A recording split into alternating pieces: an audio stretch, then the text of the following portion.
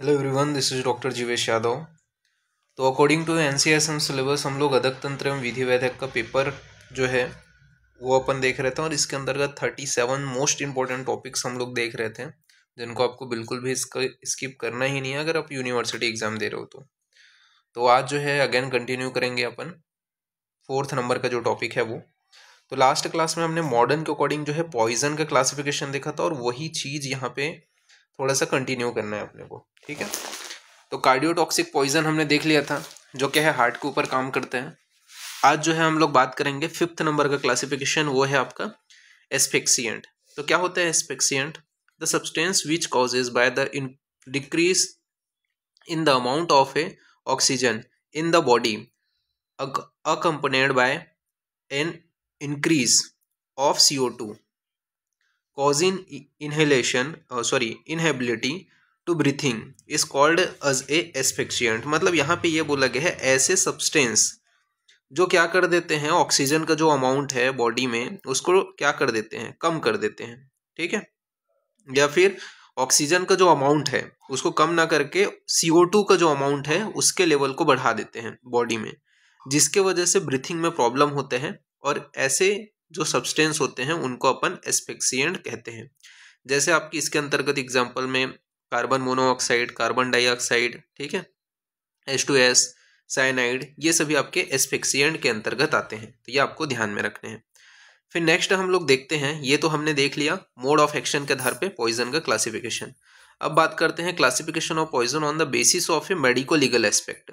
यानी कि अगर आप कहें मेडिको लीगल एस्पेक्ट के आधार पे, ठीक है, यानी कि एक ये बोल सकते हैं व्यवहार आयुर्वेद के आधार पे अपन अगर पॉइजन को जब पढ़ते हैं तो वो क्या कहलाएगा, मेडिको लीगल एस्पेक्ट कहलाएगा। मेडिको लीगल एस्पेक्ट के आधार पे आपके अलग अलग प्रकार के होते हैं, ठीक है। जैसे कि आप कहे medico legal aspect means law के आधार पे पढ़ रहे हो, ठीक है, तो होमिसाइडल भी हो सकता है, मतलब दूसरे को मारने के लिए यूज़ किया गया है। सुसाइडल भी हो सकता है, मतलब खुद को मारने के लिए यूज़ किया गया है, ठीक है। इसके अलावा आपका और भी टाइप्स इसके होते हैं, तो वही चीज़ को अपन यहाँ पे डिस्कस करेंगे। तो पहला है आपका होमिसाइडल। तो होमिसाइडल किसको बोलते हैं? तो the substance used with intention to kill the other person is called homicidal, ठीक है। तो ऐसे सब्सटेंस जो मेनली यूज होते हैं, ठीक है, अदर पर्सन को किल करने के लिए, जैसे मैंने बोला, ठीक है, उसे अपन क्या बोलेंगे, होमिसाइडल पॉइजन बोलेंगे। Ideal homicidal poison should be कौन से हैं आपके, ठीक है। तो आइडियल कौन से पॉइजन को अपन लोग आइडियल होमिसाइडल पॉइजन बोलेंगे? तो सबसे पहले तो वही है कि सस्ता रहेगा, ठीक है, जो आसानी से अवेलेबल हो जाए, चीप रेट हो, इजी अवेलेबल हो, ठीक है। इसके अलावा आपका कलरलेस हो, ताकि अगर किसी को मारने के लिए यूज़ किया जा रहा है तो उसको पता ना चले, दिखाई ना दे। टेस्टलेस हो, यानी कि उसका टेस्ट ना आए। ऑर्डरलेस हो, ऑर्डरलेस यानी कि उसका जो स्मेल है वो ज़्यादा ना हो, ठीक है, वो उसमें मतलब बदबू वगैरह ना आए कि व्यक्ति पहचान सके, ठीक है, मतलब दूसरे को मारने के लिए यूज़ किया जा रहा है किसी अदर पर्सन को। तो ये जो आइडियल पॉइजन है उसके आइडियल होमिसाइडल पॉइजन के आपके जो क्वालिटीज़ हैं वो बताया गया है कि सस्ता हो, चीप हो, ईजिली अवेलेबल हो, कलरलेस हो, टेस्टलेस हो, ऑर्डरलेस हो। इसके अलावा आपका हाई टॉक्सिसिटी हो, ठीक है, ताकि जल्दी से उसकी मृत्यु हो जाए। Sign and symptoms resemble natural death, ठीक है। तो जो ऐसा है, जो पॉइजन की ये क्वालिटी होनी चाहिए कि उस पॉइजन का साइन एंड सिम्टम दिखाई ना दे, ठीक है, नेचुरल डेथ है ऐसा लगे। इसके अलावा नो रेसिडुअल प्रोडक्ट्स रिमेन्स, ठीक है। साथ ही साथ जब पोस्टमार्टम अपीयरेंस हो, ठीक है, या पोस्टमार्टम कराया जाए तो उसके रेसिड्यूल्स जो हैं, ठीक है, वो ना हो, जो पॉइजन हमने दिया था उसका ट्रेस वगैरह ना मिले। तो ये सारी चीज़ें क्वालिटी जब दिखाई देती हैं किसी पॉइजन में तो वो क्या कहलाएगा, आइडियल होमोसाइडल पॉइजन, ठीक है। तो ये आपको ध्यान में रखना है। एग्जाम्पल के लिए जैसे कि आपका एकोटीन हो गया, ठीक है, डिजिटेलिन हो गया, ठीक है। इसके अलावा एब्रस पिक्रोटोरियस यानी कि गुंजा हो गया, और आपका क्या हो गया, स्टेकनस नक्स वोमिका कुचला हो गया। ये सभी क्या आपके होमिसाइडल पॉइजन के अंतर्गत आते हैं। फिर बात करते हैं सुसाइडल पॉइजन। सुसाइडल पॉइजन यानी कि खुद को मारने के लिए जो पॉइजन यूज किए जाते हैं वो क्या है, सुसाइड करने के लिए यूज किए जाएंगे, वो क्या है, सुसाइडल पॉइजन कहलाएंगे। तो वही चीज बोला गया है, the substance use and the self life is called suicidal poison, ठीक है। तो क्या है, कोई व्यक्ति अपने आप का, अपने जो लाइफ है, सेल्फ लाइफ है, उसी को ही खत्म करने के लिए, एंड करने के लिए जो सब्सटेंस का यूज करेगा वो क्या कहलाएगा, सुसाइडल पॉइजन, ठीक है। तो आइडियल सुसाइडल पॉइजन कौन से हैं? तो जैसे जो ईजिली अवेलेबल हो, ठीक है, नो बैड टेस्ट हो, ठीक है, यानी कि उसका जो टेस्ट है वो जो व्यक्ति अपने सुसाइड करने के लिए यूज़ कर रहे हैं, ठीक है, उसका टेस्ट है एकदम ज़्यादा खराब ना हो।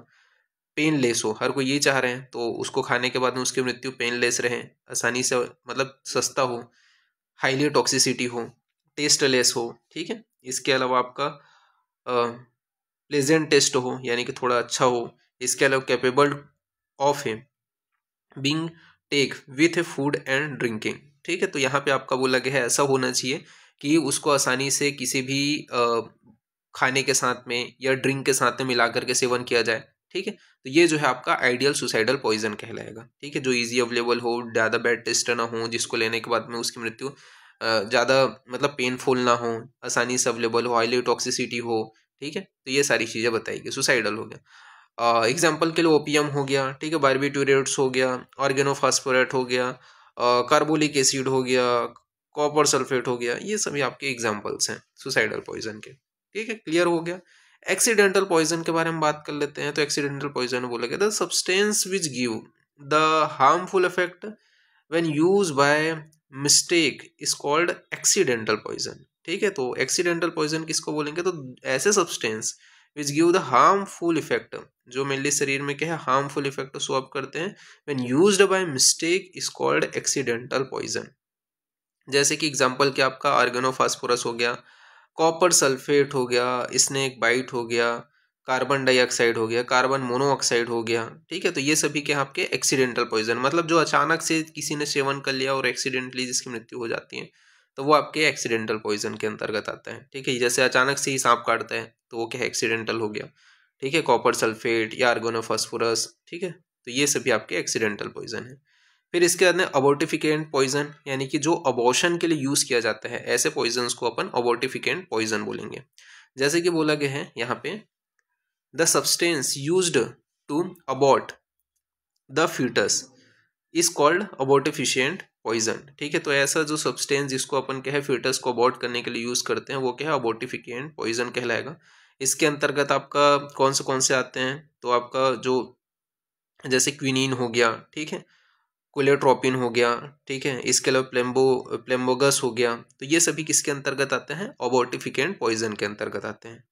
फिर स्टूफिन पॉइजन के बारे में बात करते हैं। तो स्टूफिन पॉइजन के बारे में बात करते हैं, तो इसमें बोला गया the substance which use to stupefy the person by their we is called stupefy poison, ठीक है। तो ये यहाँ पे आपका बताया गया है। इसके एग्जाम्पल्स अपन देख लेते हैं, जैसे धतुरा हो गया, कैनाबीज हो गया, ठीक है, ये सभी आपके आ जाते हैं। फिर कैटल पॉइजन के बारे में बात करते हैं। तो कैटल पॉइजन क्या है, तो the substance use to kill और injury the domestic animal is called a cattle poison, ठीक है। तो मतलब वही है कि ऐसे सब्सटेंस जो मेनली किल कर देते हैं, इंजुरी कॉज करते हैं, ठीक है, domestic animals is called cattle poison.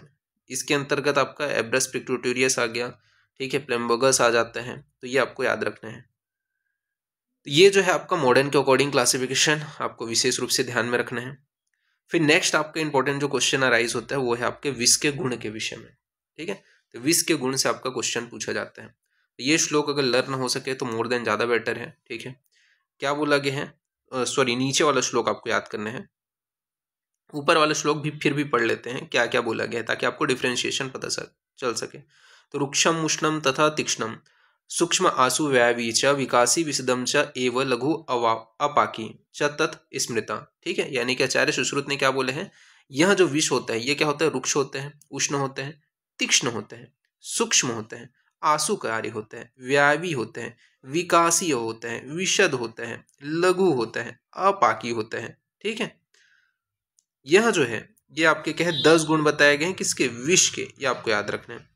फिर चरक के अनुसार बात कर लेते हैं। तो चरक ने क्या बोला है, लघु रुक्षम आसु विशद व्यावी तीक्ष्ण विकासी सूक्ष्म च उष्णम अनिर्दिश्य रसम 10 गुण युक्तम विषम तज्ञेय, ठीक है। तो ये जो है चरक ने चिकित्सा स्थान में बताया है क्या क्या गुण होते हैं, ठीक है। तो ये आपको याद रखना है कि जो पॉइजन होता है, विष होता है, उसके क्या क्वालिटीज हैं कि लघु होगा, लाइट होगा, ठीक है, रुक्ष प्रकृति का होगा, आसुकारी होगा यानी कि शरीर में तीव्रता से फैल जाता है, विषद प्रकृति का होता है, व्यायवीय होते हैं, तीक्ष्ण होते हैं, विकासीय होते हैं, सूक्ष्म होते हैं, उष्ण होते हैं, अनिर्दिष्ट रस वाला होते हैं, ये जो 10 गुण से युक्त होते हैं ये यहाँ पे आपके पॉइजन के बताए गए हैं, तो ये आपको ध्यान में रखने हैं।